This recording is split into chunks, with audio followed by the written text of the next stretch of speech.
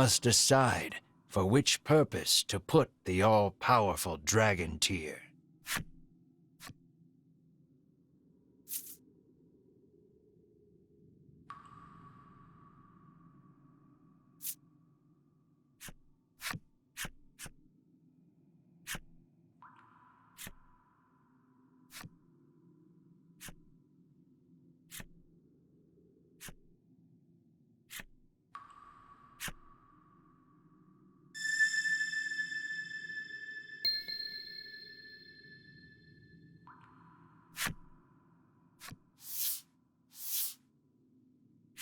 You tip the dragon tear over Melanie's prone form.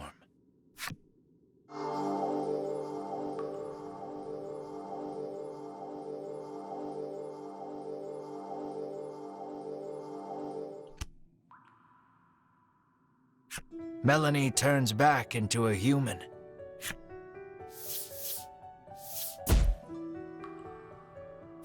When she learns you used the dragon tear on her, Melanie asks you why you didn't choose Mar. "You shouldn't have used the last dragon tear on me," she sobs.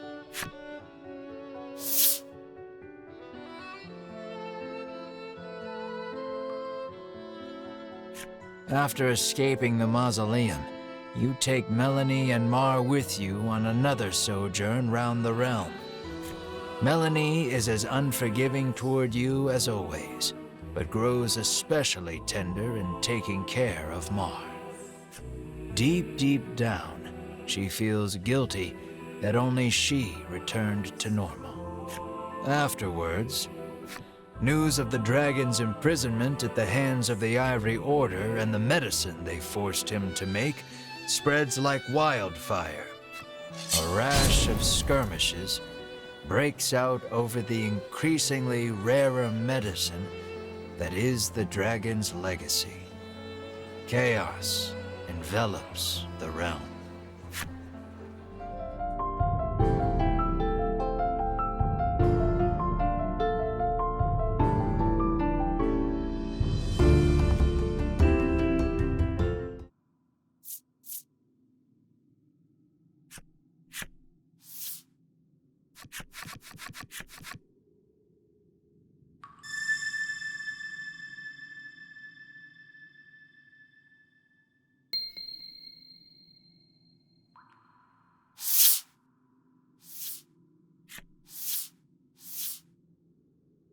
You tip the dragon tear over Mar.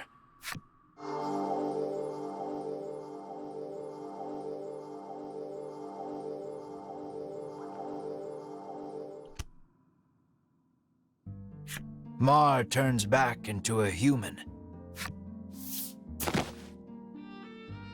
You rush to her side and give her the biggest bear hug in the history of bear hugs. The monstrous Melanie looks on with a vacant stare.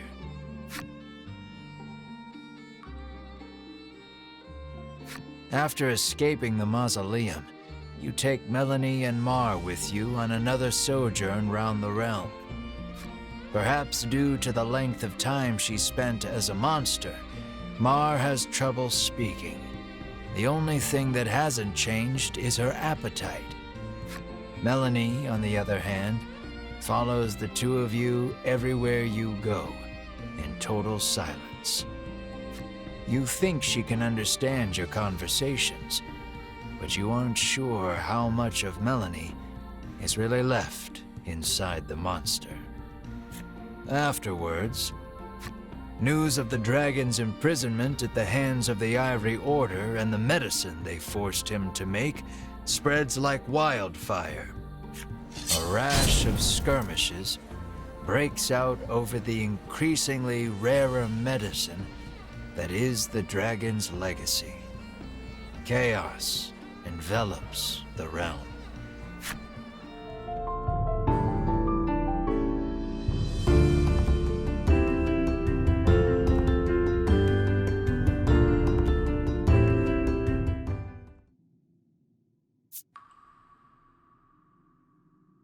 Wishing for the dragon's revival, you head toward the volcano.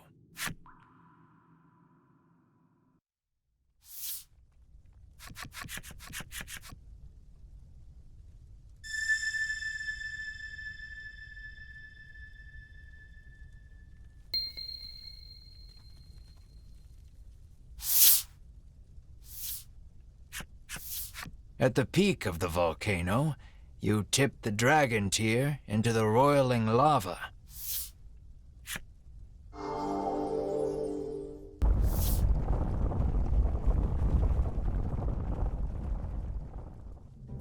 The dragon comes back to life. You sacrificed your own kin and comrades to help me? He asks softly. Foolish human. He launches into the sky.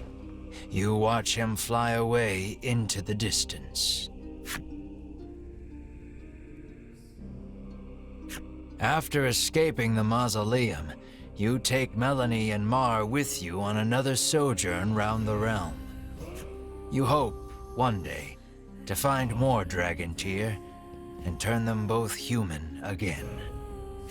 Afterwards, your reputation grows, not as a bounty hunter, but as a monster whisperer thanks to your two companions. It's not exactly how you envisioned getting famous. But that is a tale for another time.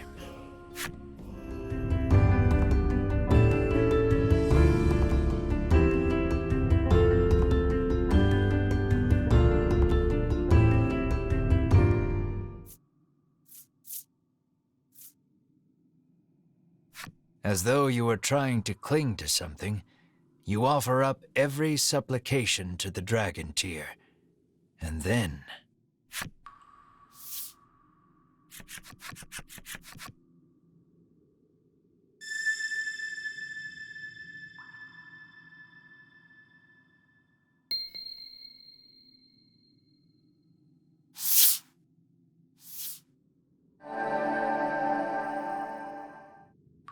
the dragon tear's light overwhelms you.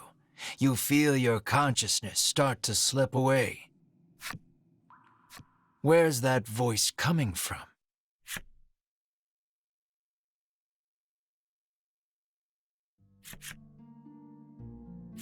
Wake up, screams Ridis, shaking you ungently. Your eyes peel open, and you glance around. You're alive, says Melanie through flowing tears. You let go of a heavy sigh of relief to see she's human again. Bruno says you collapsed after the dragon tears started shining with fierce light, and that you've been unconscious ever since. That's when you realize Mar is nowhere to be seen.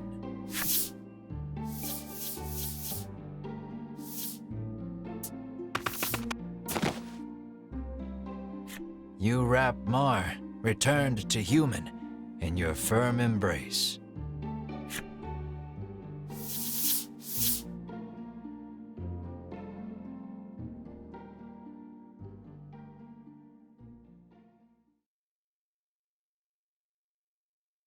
Thus your journey drew to its conclusion. As for the story afterward, you return to Advent Castle and make your report of the events to Queen Nilla.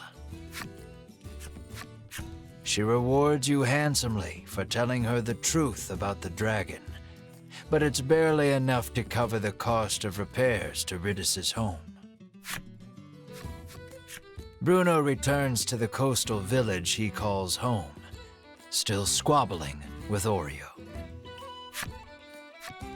The dragon agrees to continue providing dragon tear for the kingdom, so long as he can live the rest of his life in peace and quiet. Queen Nilla denounces the Ivory Order for their cruelty and seizes control of medicinal production. She does all she can to ensure a more ethical manufacturing process. Winifred, Hedwyn, and Berwyn leave the Ivory Order, establishing a new organization to help the needy. And what of you, Mar and Melanie? Queen Nilla asks you to serve in her court, but that's not really something the three of you are cut out for. You decline to set off for new adventures. And to this day, the incessant bickering of the bounty-hunting twins and the Black Witch can be heard in various far-flung corners the world over. This is a story of long, long ago and long, long from now.